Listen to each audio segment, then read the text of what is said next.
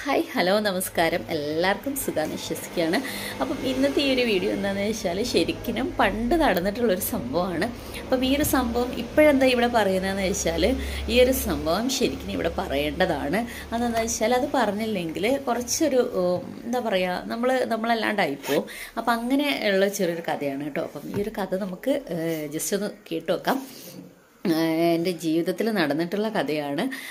അപ്പം നമുക്ക് കേട്ടു നോക്കാം. അപ്പോൾ ഞാൻ പ്ലസ് ടു കഴിഞ്ഞെന്ന് വെച്ചാൽ പ്ലസ് ടു നമ്മൾ അത്യാവശ്യം കുഴപ്പമില്ലാത്ത മാർക്കോട് കൂടിയൊക്കെ തന്നെ പാസ്സായി. അപ്പോൾ പാസ്സായൊക്കെ കഴിഞ്ഞ് നമുക്ക് നെക്സ്റ്റ് എന്ത് എന്നുള്ളൊരു ഓപ്ഷൻ വന്നിട്ടുണ്ടായിരുന്നു.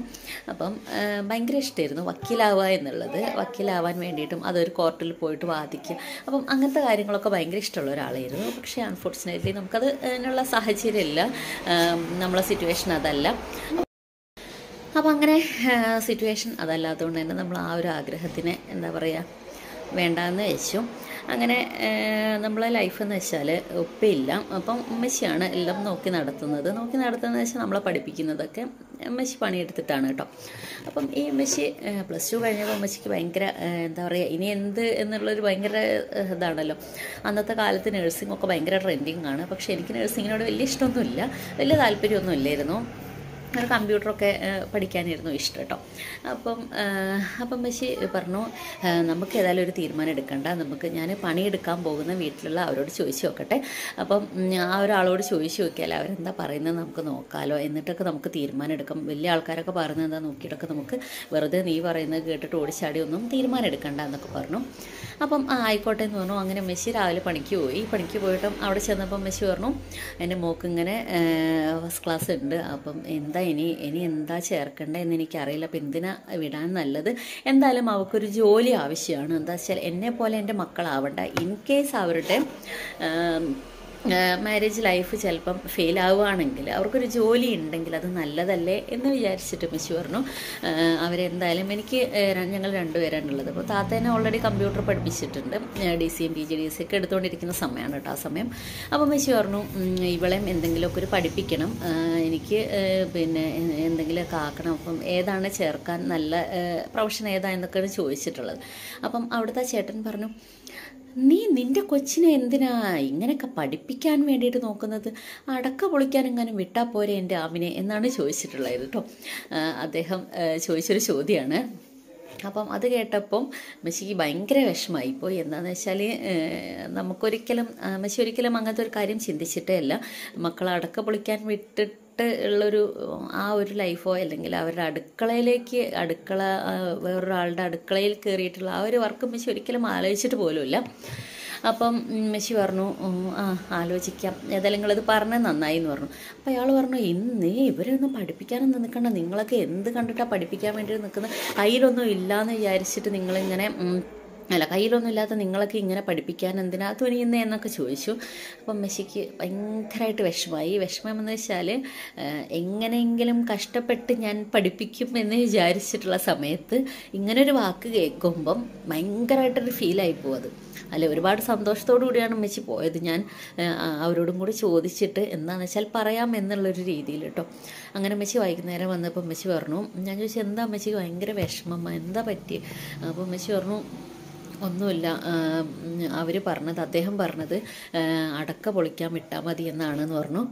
അപ്പം മെസ്സി പറഞ്ഞു ഞാൻ ഏതായാലും വിടാൻ ഞാൻ വിചാരിച്ചിട്ടില്ല എന്ന് തന്നെ പറഞ്ഞു കേട്ടോ മെസ്സി. അപ്പം ഞാൻ പറഞ്ഞു സാരല്ലമ്മ, അവരിപ്പം നമ്മളെ സിറ്റുവേഷൻ അത്രയാണ്, നമുക്ക് ഒന്നുമില്ലാത്തൊരു ടീമാണ്. എന്താ വെച്ചാൽ പഠിപ്പിക്കുക ഇപ്രാവശ്യം അല്ല ആ ഒരു ടൈമിൽ നമ്മളെ ഒരു നഴ്സിംഗ് പഠിപ്പിക്കുക എന്ന് വെച്ചാൽ തന്നെ ശരിക്കും ഒന്നും അത്രയ്ക്കൊന്നും ഇതിലുള്ളവർക്ക് കുറച്ചും കൂടി ഒരു ക്യാഷൊക്കെ ഉള്ളവർക്ക് പറഞ്ഞിട്ടുള്ള കാര്യമാണ്, നമ്മളെപ്പോലുള്ള ലോക്കൽസിന് പറഞ്ഞിട്ടുള്ള കാര്യമല്ല. അപ്പോൾ അതുകൊണ്ട് തന്നെ സാരല്ലമ്മ എന്ന് വിചാരിച്ചു. അപ്പോൾ എൻ്റെ ഫ്രണ്ട്സൊക്കെ ഒരാൾ ജേർണലിസം, ഒരാൾ നഴ്സിംഗ്, അങ്ങനെ ഫ്രണ്ട്സ് ഇൻറ്റിമേറ്റ് ആയിട്ടുള്ള ഫ്രണ്ട്സൊക്കെ അങ്ങനെയാണ് പോകുന്നത്. എൻ്റെ കൂടുതൽ ഫ്രണ്ട്സും ക്രിസ്ത്യൻ ഫ്രണ്ട്സ് തന്നെയാണ് കേട്ടോ. അപ്പം ഇവരിങ്ങനെ പറഞ്ഞപ്പം ഏതായാലും മെസ്സി പറഞ്ഞു ഇനി അവരോട് ഞാൻ അഭിപ്രായം ചോദിക്കുന്നില്ല, ഏതായാലും ഞാൻ എൻ്റെ ഒരു ഇഷ്ടം പറയട്ടെ എന്ന് പറഞ്ഞു. അപ്പം ഞാൻ പറഞ്ഞു എന്താ മെസ്സിക്ക് എന്താണ് ആഗ്രഹം ഞാൻ ആകാൻ?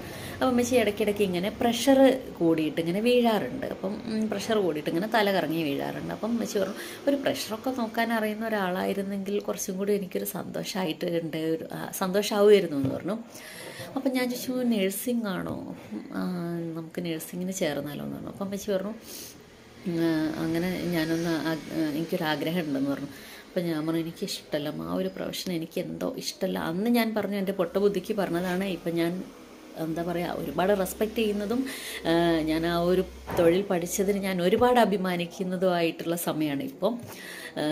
എന്താണെന്ന് വെച്ചാൽ ഏതൊരു ക്യാഷുകാരനായാലും ഒന്നുമില്ലാത്തവരായാലും നമ്മളെടുത്ത് വരുമ്പം, ഒരു നേഴ്സ് എന്നുള്ള ഒരാളെടുത്ത് വരുമ്പം അവരത്രയ്ക്കും എന്താ പറയുക നമ്മളൊരു ആ ഒരു പരിഗണനയാണ്. ഒരു നഴ്സിംഗ് എന്ന് പറയുന്ന ഒരു ഫീൽഡ് തന്നെ അതാണ്. നിങ്ങൾക്കറിയാലോ ഓരോരുത്തരുടെയും അനുഭവങ്ങൾ കുറേ പേരുടെ നമുക്ക് കേട്ടു നോക്കിയാൽ തന്നെ അറിയാം. കുറേ അനുഭവങ്ങളുണ്ട്, ഞാനിങ്ങനെ കുറേശ്ശായിട്ട് പറഞ്ഞുതരും. അപ്പം ഏതായാലും മെസ്സി വിചാരിച്ചു ഇനി ഏതായാലും നോക്കുന്നില്ല. അപ്പം നഴ്സിംഗ് അപ്പം ഞാൻ പറഞ്ഞു ബാംഗ്ലൂർ എല്ലാവരും പോയി പഠിക്കുന്നുണ്ടമ്മ, അപ്പം ഞാൻ അങ്ങോട്ട് അവരുടെ കൂടെ പോയിക്കോട്ടെ എന്ന് വെച്ചു. അപ്പം മെസ്സി പറഞ്ഞു വേണ്ട, നമ്മുടെ കയ്യിൽ ക്യാഷ് ഇല്ല, എന്ന് വെച്ചാൽ ആധാരമൊക്കെ പണയം വെച്ചിട്ടൊക്കെ വേണം അവിടെയൊക്കെ ഫീസ് അടയ്ക്കാൻ. അന്നൊക്കെ അതിനൊന്നും നമ്മുടെ കയ്യിലൊന്നുമില്ല. അപ്പം ആധാരമൊക്കെ പണയം വെക്കാമെന്നൊക്കെ പറയുമ്പോൾ ഭയങ്കര റിസ്ക്കാണ്. അപ്പം അതുകൊണ്ട് അതേതായാലും വേണ്ടാന്ന് വെച്ചു. അങ്ങനെ പിന്നുള്ളൊരു നഴ്സിങ്ങിലേക്ക് പിന്നെ ചേർത്താമെന്ന് വിചാരിച്ചു കേട്ടോ. അപ്പം അങ്ങനെ നമ്മളവിടെ പോയി അന്വേഷിച്ചു, അവിടെ ചേർന്നു. അങ്ങനെ ഞാൻ പഠിച്ചു. ഞാൻ അത്യാവശ്യം നല്ല മാർക്കോടുകൂടി തന്നെ പാസ്സായി.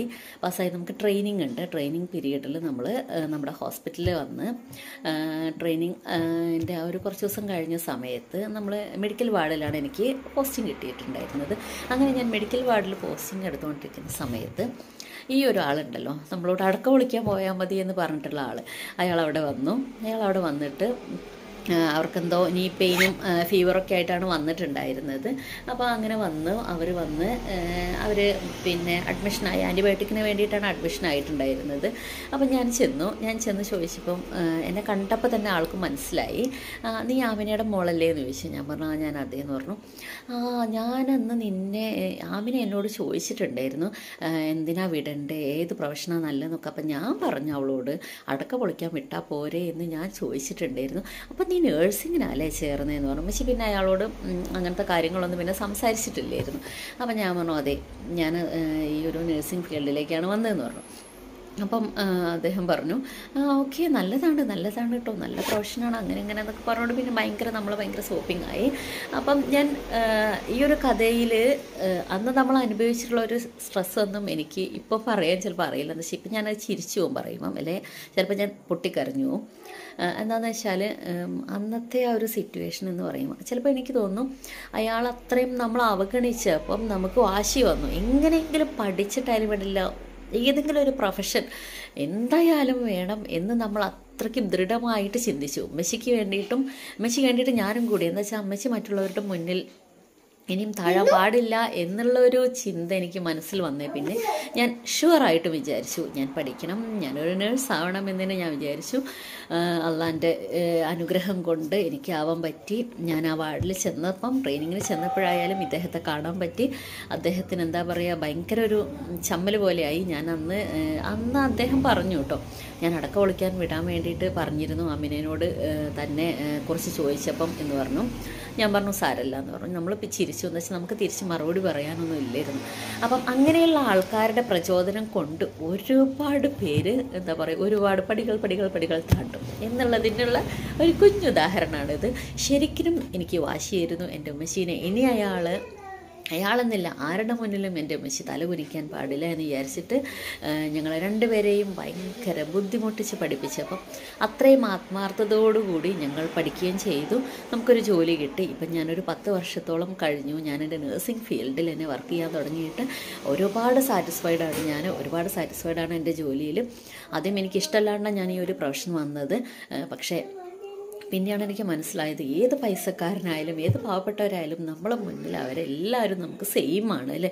നമുക്കൊരു നേഴ്സ് എന്ന് പറയുമ്പം നമ്മുടെ ആ ഒരു എല്ലാം കൊണ്ടും അവരെ നമ്മൾ അത്രയ്ക്കും പ്രൊട്ടക്റ്റ് ചെയ്യും. അവരെ നമുക്ക് കൊടുക്കാൻ മാക്സിമം നമ്മളെ കൊണ്ട് കൊടുക്കാൻ പറ്റുന്ന കെയറും കാര്യങ്ങളും ഒക്കെ കൊടുത്ത് നമ്മളവരെ നോക്കിയും കൂടി വേണം. ചിലർക്കൊക്കെ ചിലപ്പം എന്തെങ്കിലുമൊക്കെ ചെറിയ ചെറിയ അനുഭവങ്ങളൊക്കെ ഉണ്ടായിട്ടുണ്ടാകും. ചിലരിൽ നിന്ന് മോശമായിട്ടുള്ള അനുഭവങ്ങളും ഒക്കെ ചിലർക്കൊക്കെ വന്നിട്ടുണ്ടാകും. എന്നിരുന്നാലും നഴ്സിംഗ് ഫീൽഡ് ഞാൻ ഒരുപാട് ഇഷ്ടപ്പെടുന്നുണ്ട്. അപ്പം ഈ ഒരു ചെറിയ കഥ ഇവിടെ അവസാനിക്കുകയാണ്. ഇനി ബാക്കിയുള്ള കഥകളൊക്കെ പിന്നീടായിട്ട് പറഞ്ഞുകൊണ്ടേയിരിക്കും. അപ്പം എല്ലാവർക്കും നല്ലൊരു ദിവസം ആശംസിക്കുകയാണ്. ആര് നമ്മളെ തളർത്താൻ നോക്കിയാലും നമ്മൾ തളരരുത്, നമ്മൾ മുന്നോട്ട് തന്നെ പോവുക. നമ്മൾ എടുത്ത് വെച്ചിട്ടുള്ള കാലം ഒരിക്കലും പിന്നോട്ടേക്ക് ആക്കരുത് എന്നാണ് ഞാൻ പറഞ്ഞു വരുന്നത്. ഒരുപാട് പേര് നമ്മളെ കളിയാക്കാനുണ്ടാകും, പരിഹസിക്കാനുണ്ടാകും. അവർക്കൊക്കെ ജസ്റ്റ് നമ്മൾ താഴ്ന്ന് കാണണം എന്ന ആഗ്രഹമുള്ളത് കൊണ്ടാണ് അങ്ങനെ എന്ന് ചിന്തിക്കുക. മാക്സിമം മുന്നേറുക. അപ്പോൾ എല്ലാവർക്കും നല്ലൊരു ദിവസം ആശംസിക്കുകയാണ്. ചാനൽ സബ്സ്ക്രൈബ് ചെയ്യാത്തവരുണ്ടെങ്കിൽ സബ്സ്ക്രൈബ് ചെയ്യുക. FBയിലാണെങ്കിൽ നമ്മൾ ഫോളോ ചെയ്യാൻ മറക്കരുത് കേട്ടോ. അപ്പം ബൈ, താങ്ക് യു.